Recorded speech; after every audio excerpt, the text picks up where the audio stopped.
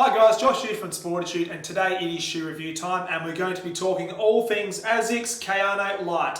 This shoe here has just landed in Australia, October 1 of 2020, and it is a very exciting shoe. I know for a fact that Asics have been doing some serious groundwork on this shoe to get it to market. I was lucky enough to run in 2 prototypes of this shoe through the front half of this year, and I've sort of seen the progression and change with what they have gone through to get to this end product, and it is very exciting.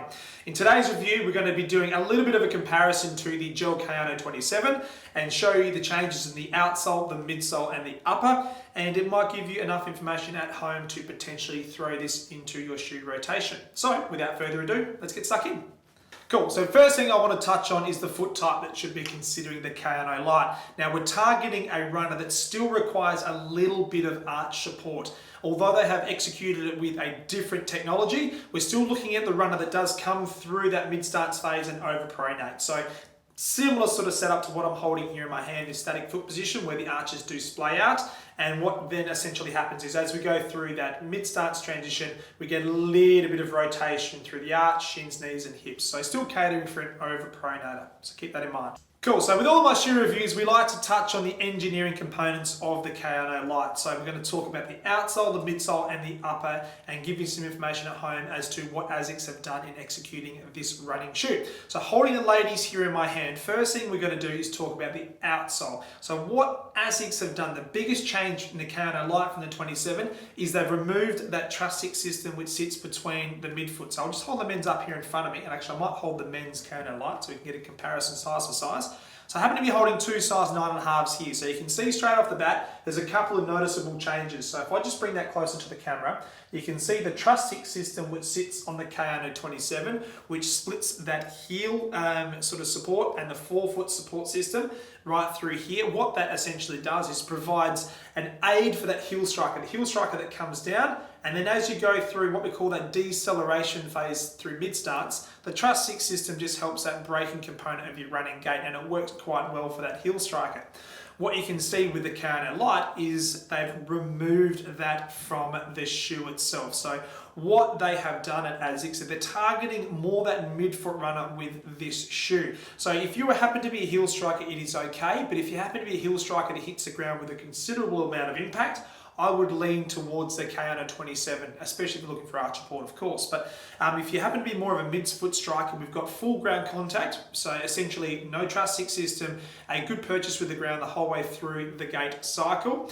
And the other noticeable change is the amount of surface area you've got underneath your foot as well. So again, holding up the 9.5 Kayano 27 and the Kayano Lite here, you can see straight off the bat you've got quite a lot more surface area underneath your foot. So the main reason behind that is more to do with the support and how they've executed support in that shoe, which is more about the midsole, which we'll get to in 2 ticks.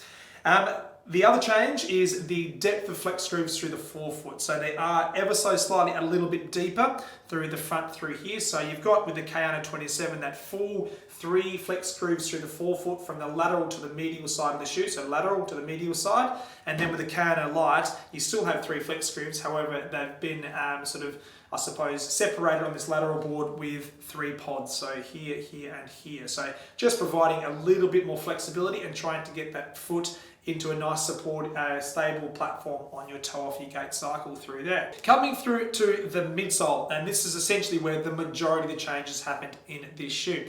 So as I touched on before, it is designed for an over-pronator, and if we hold up the Kayano 27 here, you can see as I bring that close to the camera, we've got the Dynamic Duo Max trademarked Asics support system. Dynamic Duo Max is that dual density foam that's placed strategically on the medial side of the Kayano 27 to provide that aid and over-pronation for that runner that comes down heel, goes through to mid-starts and has that tendency to roll in over their arch.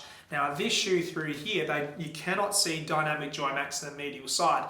Now what Asics have done is they've been quite clever with regards to how they've executed the support system.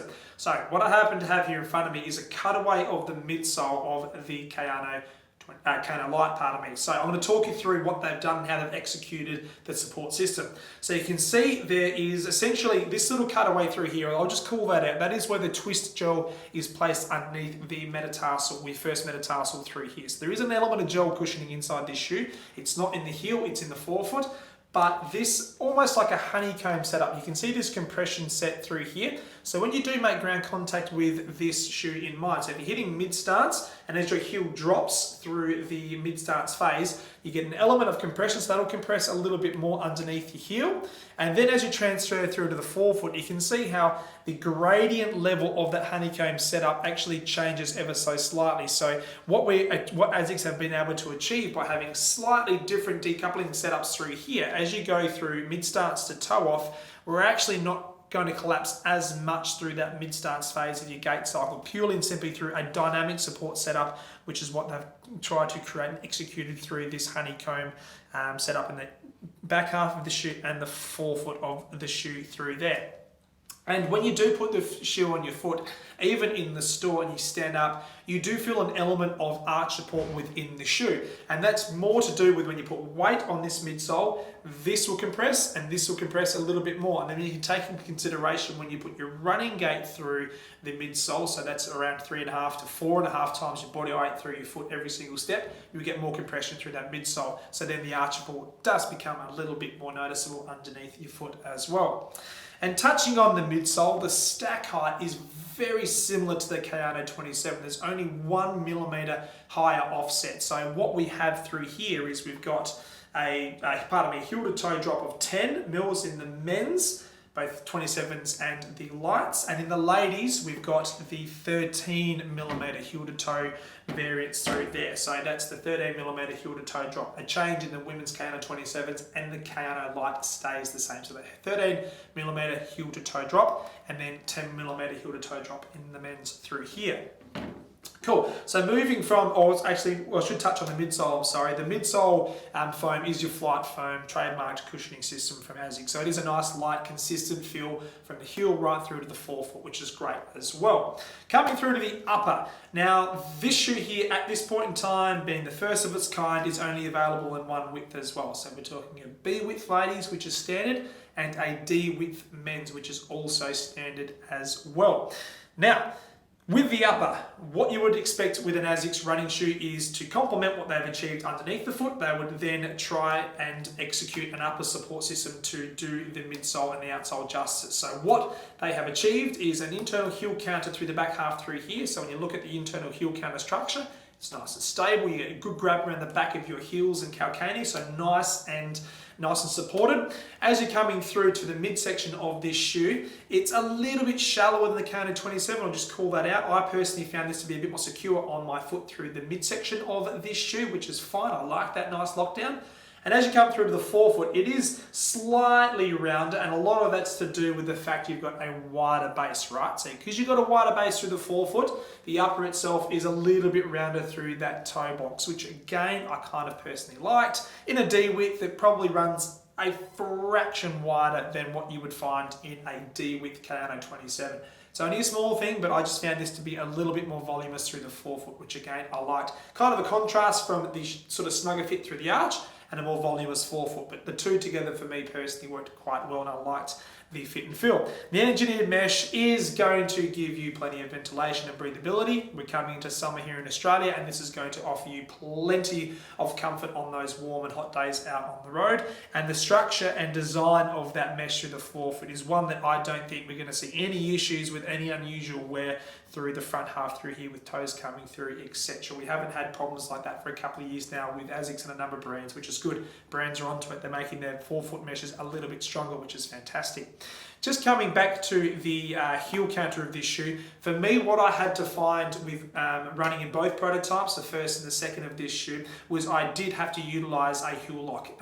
For me, it was just to get a bit more security. Sometimes I can run with and without a heel lock, and I really don't tend to notice too much difference. However, with this shoe, I did have to utilize that heel lock. So coming back to that last hole, creating the loop and locking it back to get a bit more security around the back of my heel, which gave me a lot more confidence with this shoe from mid to toe off. I wasn't getting that slipping, which is great. And also the lining around the inside has that memory foam, so you do get that nice secure fit once you get the lacing dialed in onto your preference. You do get a really good secure fit around the back of your heel with that memory foam as well. Let's call out the fact that this shoe is the Kayano Lite, and what it is weighed in at is 285 grams in a men's size 9, and the 27 is 310 grams in the men's size 9 through here. So we're talking a variance of 25 grams, which is a considerable amount for a mileage shoe. And then the ladies, we have got 235 grams for the light, and then 250 grams for the Kayano 27. So a drop of 15 grams through there. So nice little adjustment in the weight of that shoe.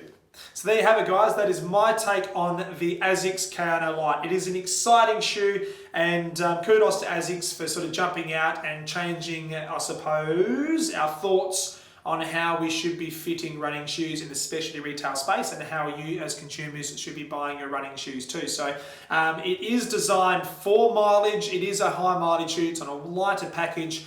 And as I touched on before, it is kind of more targeting that midfoot runner. However, if you happen to be a heel striker, it's going to be okay. But if you happen to be a heel striker that is relatively hard on your first point of contact with the ground and you're looking for overpronation, I would still often guide you into a Kayano 27. It's going to provide a little bit more cushioning and guided support in the back half of the shoe through there. But not saying if you're a runner that's a midfoot runner and you're looking for something a little bit lighter with a bit of overpronation support, give this little guy a go. It is very exciting, very comfortable, and I do rate this shoe highly. So, if you've got any questions or if you've tried the Kayano Lite on, drop it in the comments field below. And if you haven't subscribed to our channel, please do so. Hit the red button and we will continue to bring as much running shoe content as we possibly can to you at home. And until next time, happy running, and we will see you on the road. Take care.